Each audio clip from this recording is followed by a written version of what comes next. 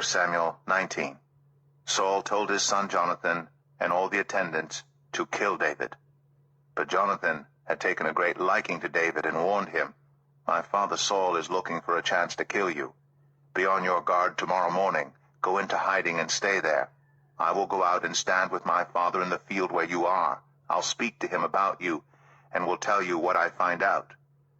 Jonathan spoke well of David to Saul his father, and said to him, "Let not the king do wrong to his servant David. He has not wronged you, and what he has done has benefited you greatly. He took his life in his hands when he killed the Philistine. The Lord won a great victory for all Israel, and you saw it and were glad. Why then would you do wrong to an innocent man like David by killing him for no reason?" Saul listened to Jonathan and took this oath, "As surely as the Lord lives, David will not be put to death." So Jonathan called David and told him the whole conversation.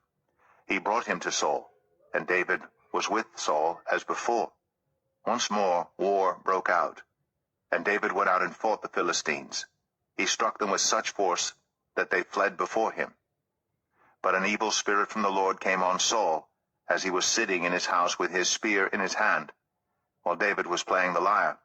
Saul tried to pin him to the wall with his spear, but David eluded him as Saul drove the spear into the wall. That night David made good his escape. Saul sent men to David's house to watch it and to kill him in the morning. But Michal, David's wife, warned him, "If you don't run for your life tonight, tomorrow you'll be killed." So Michal let David down through a window, and he fled and escaped. Then Michal took an idol and laid it on the bed, covering it with a garment, and putting some goat's hair at the head. When Saul sent the men to capture David, Michal said, "He is ill." Then Saul sent the men back to see David and told them, "Bring him up to me in his bed, so that I may kill him." But when the men entered, there was the idol in the bed, and at the head was some goat's hair.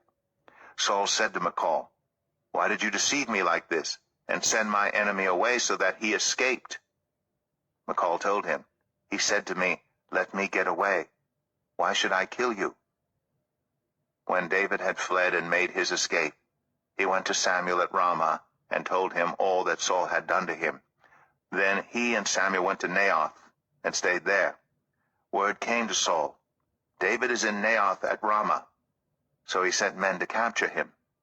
But when they saw a group of prophets prophesying, with Samuel standing there as their leader, the Spirit of God came on Saul's men, and they also prophesied.